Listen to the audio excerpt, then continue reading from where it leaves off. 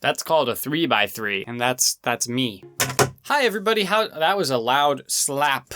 Hi guys, how's it going? Blue here, welcome to Cubeorithms. In this video, we are looking at the MGC Elite, which is a puzzle that I got a long time ago, and I've been meaning to make a video on for months. And now we're finally getting to it. So, the YJ MGC, it costs $22.95 from SpeedCubeShop, $21.81 if you use the code BLUE when you check out, which also supports this channel, so thanks. This was released November 11th of 2019. It has a side length of 5.5 millimeters, that's what I was about to say, and it weighs 2.9 ounces. Now what makes the MGC so special, you might be wondering? Well, in my initial unboxing of it, I thought that nothing made it special. Turns out, I was wrong. Very wrong. Dun dun dun. There is actually some serious customization features that this puzzle has that I neglected in my first look at the puzzle, which is why I'm returning to it. First feature, if you look under the center caps, there's this special tensioning tool, and basically each of those arrows points to a number, and it's kind of hard to see in the camera because it's hard to see in real life too. Maybe another color would be easier. Yeah, it's hard to see, but basically on these two shorter edges, there's these arrows that point to numbers. And as you twist this, a 45-degree turn circles around between 1 and 6. And number 1 will be the loosest option and the least controllable, but also the fastest.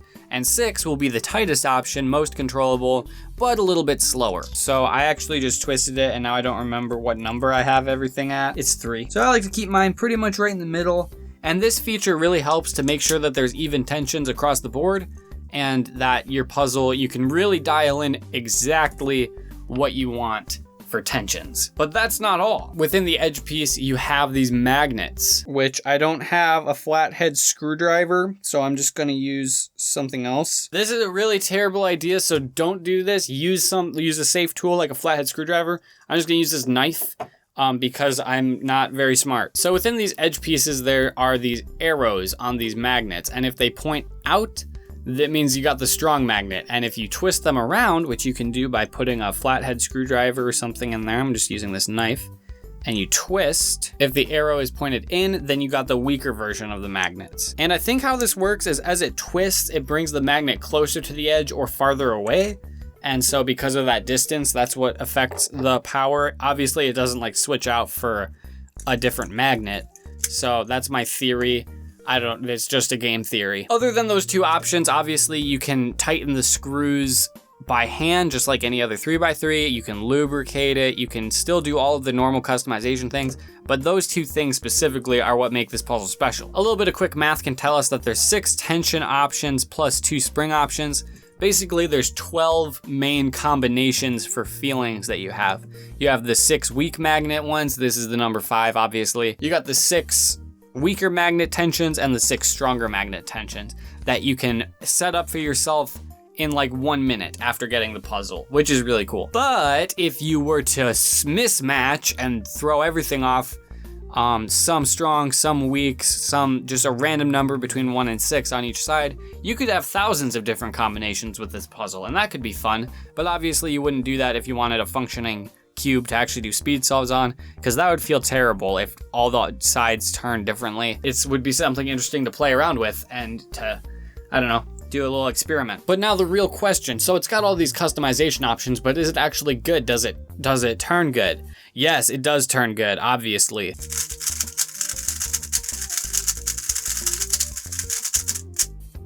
It can do U2s with 1 flick really easily. It's got sort of a smooth, quiet sort of feeling to it. The magnets do give a pretty subtle bump. They definitely don't stop the cube in its tracks. And I have them pointed out so they're on the stronger variation. So I'm sure if I turn them in, it would make them even more subtle. But I think they're about where I want them. But yeah, turns just kind of flow right into one another pretty well on this cube. If we look at corner cutting, 45 is super easy. A little bit farther and it still goes. Eventually it just goes to a reverse cut. It can corner cut everything. There is a little area that it does take quite a bit of force, but it goes, which is nice. The basic mechanism of the puzzle is pretty simple looking. You got your edges right here that have the magnets on them, some ridges on the undersides of the edge. And then on the corner, there's magnets hidden in there, which are not adjustable, but it doesn't matter because all of the adjustment happens in the edge. Pretty simple corner stock. They fit together like so.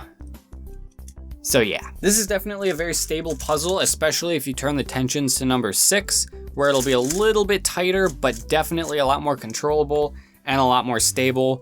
I haven't experienced a single pop on this puzzle, and it doesn't lock up because of its good corner cutting. Like I said, it just flows right together. You can turn it pretty fast and you can turn it slow. It is really versatile and well suited for lots of different turning styles, which is great. The colors look pretty good.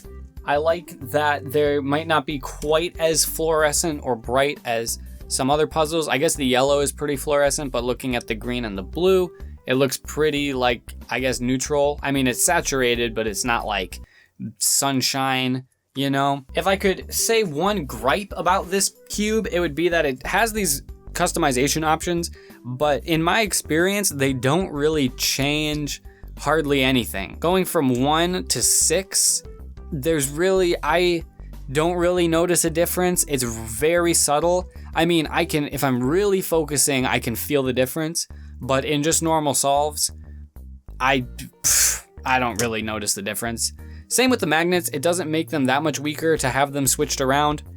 And it's just like, these customizations are definitely cool, but I wouldn't say they change it up that much. I mean, whether it's on 1 or 6 or the weak or the strong magnets, it's all pretty much dialed in to a really good feeling. You can't really go to the extremes with this though.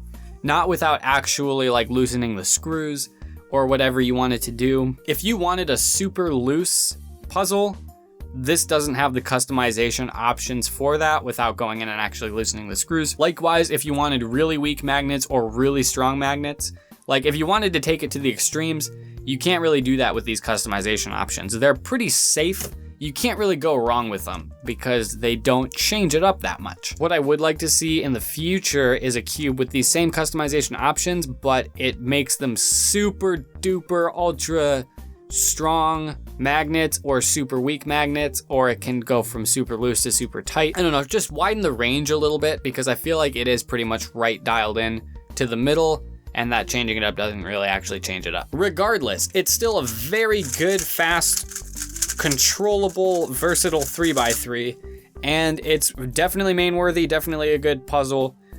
You should get it. And if you do decide to pick it up, be sure to do it from SpeedCubeShop. Don't forget to use the code BLUE at checkout. You guys can support me on Patreon or check out my Teespring account if you wanted to get some Cubeorithms merch. Don't forget to like the video and subscribe to the channel. Thank you all so much for doing that. And I will see you guys in the next video. Bye.